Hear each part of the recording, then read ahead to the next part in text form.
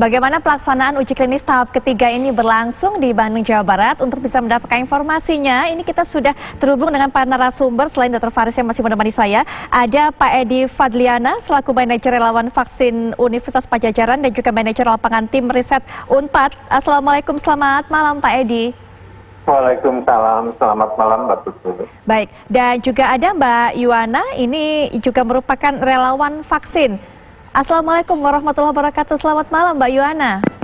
Waalaikumsalam, selamat malam Mbak. Baik, Mbak Yuwana, ini kita ingin tahu alasannya Mbak Yuwana, kalau yang lain ini banyak yang ketakutan menjadi bahan uji coba vaksin begitu kan. Tapi Mbak Yuwana kemudian apa yang membuat akhirnya berani dan mengajukan diri mendaftar sebagai relawan disuntikan sebuah vaksin yang ini merupakan hal baru mungkin? Ya betul, memang ini hal yang baru buat saya. Tapi satu hal yang paling penting ya, kita ingin segera menyelesaikan pandemi ini sih sebenarnya, memang lebih ke sananya aja sih Mbak, nggak lebih dari itu. Mbak Yuwana, waktu itu pertama mendapatkan kabar mengenai ini, proses pencarian relawan ini seperti apa dan bagaimana proses pendaftaran yang dilalui waktu itu oleh Mbak Yuwana?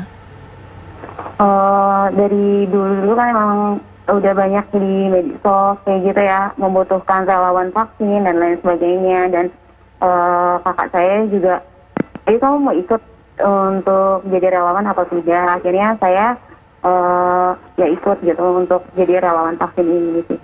Prosesnya Mbak, waktu itu tahapannya apa saja yang dijalani? Proses cek kesehatan kah atau apa begitu? Administrasi terlebih dahulu sih, kita mendaftarkan diri melalui mengirimkan KTP dan nomor telepon. Pas itu nanti kita dikonfirmasi untuk jadwal uji klinis di tahap 3 ini kan. Di jam berapa, di mana, hari apa, seperti itu untuk uji klinisnya. Kemudian akhirnya disuntikan vaksin itu kapan Mbak? Masih ingat tanggal berapa?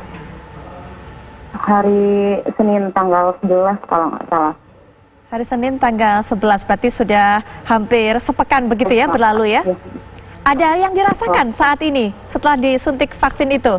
Merasa ada efek samping apa? Tidak ada rasa mungkin sih sejauh ini. Sejauh ini nggak ada atau flu dan lain sebagainya, tidak saya rasakan, alhamdulillah. Alhamdulillah, aman-aman aja ya Mbak ya? Ya, aman. Tapi sebelum disuntik vaksin ini sempat menjalani tes PCR atau tes swab ya, mungkin? Betul. Atau ya, begitu? Jadi sempat ya? Di hari Senin kita tes swab dulu. Nah, setelah hasil swabnya keluar kalau kita dikatakan non reaktif, kemudian di hari Selasanya kita dapat konfirmasi ulang untuk melakukan uji klinis tahap lanjutan, yaitu diambil darah buat pemeriksaan rapid dan lain sebagainya, pemeriksaan fisik dan lain sebagainya juga. Iya, Mbak Yuwana, ini kan salah satu berita, ini ada yang cerita salah satu relawan katanya setelah disuntik vaksin merasa jadi gampang ngantuk gitu. Mbak Yuwana merasakan hal yang sama nggak? Tidak sama sekali. Jadi nggak ada ya? Jadi betul-betul normal kondisi badannya ya? Bisa beraktivitas seperti biasa ya Mbak ya? Ya, saya masih tetap mengasuh anak saya.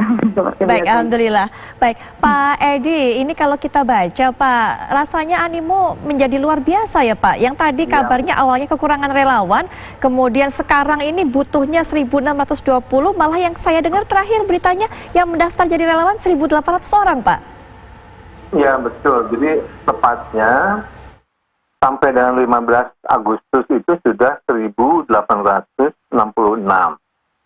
Sehingga kalau mungkin pada hari ini sudah lebih dari 1.800 perkiraan. Baik, Pak Edi mungkin nanti akan bisa bercerita lebih lanjut. Apa saja sebenarnya yang dijalankan oleh para relawan ini di uji klinis tahap ketiga, kemudian proses selanjutnya apa? Karena kita semua ingin tahu Pak, kita semua menanti hadirnya vaksin ini. Kami akan membahasnya tentunya setelah jeda berikut ini, kami segera kembali. Kalau di awal tadi saya sudah sempat katakan bahwa para tenaga medis, kemudian juga para peneliti ini merupakan pahlawan di masa kini, terutama di masa pandemi ini. Rasanya juga tak salah kalau kita sebut para relawan seperti Mbak Yuwana yang sudah kita dengarkan tadi ceritanya, itu juga merupakan para pahlawan, pejuang kemanusiaan yang sudah merelakan dirinya untuk menjadi uji coba vaksin yang tentunya akan berguna bagi masyarakat. Nah, ini kita sambung kembali perbincangan kita. Pak Edi, ini apa yang dilihat dari tahap uji klinis ketiga ini Pak, yang sekarang sedang berlangsung, yang disuntikan juga kepada para relawan. Apakah hingga saat ini ada keluhan-keluhan mungkin yang dilaporkan oleh para relawan, Pak? Ya, Kebetulan saya juga ikut mengamati para relawan yang sudah dilakukan imunisasi, terutama 30 menit pertama pasca imunisasi. Jadi pada umumnya relawan tidak merasakan hal-hal yang mengkhawatirkan, baik reaksi lokal di tempat suntikan maupun keadaan sistemiknya. Pada umumnya dengan frekuensi yang kecil, yaitu nyeri di tempat suntikan selama 30 menit pertama itu. Sedangkan keadaan sistemiknya, demam, hampir tidak ada.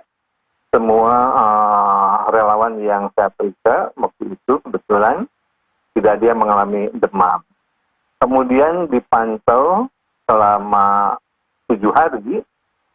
Kalau memang ada keluhan-keluhan yang mengkhawatirkan, para relawan itu harus menghubungi kami. Dan alhamdulillah selama 1 minggu itu tidak ada yang menghubungi kami.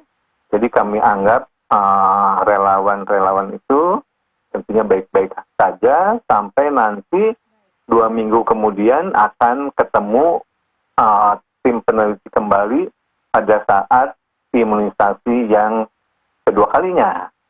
Itu. Jadi demikian sampai saat ini relawan terpantau baik-baik saja. Dr. Faris, tidak ada keluhan dilaporkan hingga saat ini. Apakah ini artinya kemudian rencana pemerintah untuk memproduksi ini secara massal di penghujung tahun ataupun awal tahun depan bisa terlaksana? Ya, saya kira tujuan utama uji klinis fase 3 vaksinasi itu adalah pada akhirnya untuk menilai seberapa besar proporsi orang bisa terlindungi ya pada kelompok yang vaksinasi dibandingkan grup placebo. Jadi itu dulu yang harus dijawab dan harus bisa secara analisis berbeda bermakna secara statistik dan memiliki signifikansi klinis ya, baru kemudian bisa dilakukan produksi massal. Jadi saat ini kita harus tekun dan sangat hati-hati mengikuti jalannya uji klinis ini. Kita pengen sebetulnya di antara kedua kelompok ini itu harus proporsi demografi ya subjeknya harus sama, mereka harus seimbang.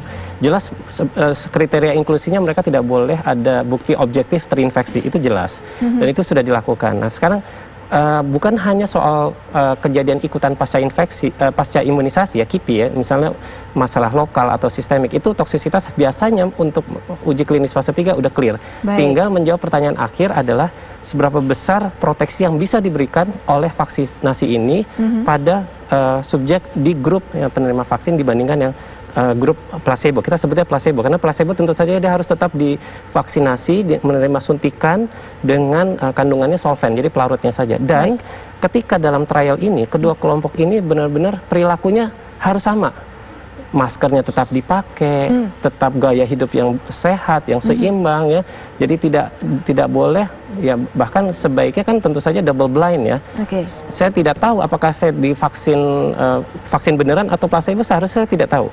Orang yang menyuntik juga dia tidak tahu apakah ini kandungannya grup vaksin atau yang grup yang placebo. Jadi double blind itu nilainya sangat tinggi secara statistik. Baik, kita tunggu nanti bagaimana kelanjutannya Dr. Faris. Dan Prof. Edi, terima kasih sudah menyediakan waktu dan juga berbagi informasi dengan kami. Mbak Yuana juga terima kasih sudah berbagi kisah. Dr. Faris, terima kasih sekali lagi sudah berkenan untuk datang. Dan pemirsa, perbincangan ini sekaligus juga menutup jumpa kita. Kami akan kembali lagi ke hadapan Anda esok 18.30 waktu Indonesia Barat. Jangan sampai Anda lewatkan. Sesaat lagi rekan kami Windy Wellington yang akan menemani Anda di kabar utama. Saya Putri Viola pamit, selamat malam. Sampai jumpa.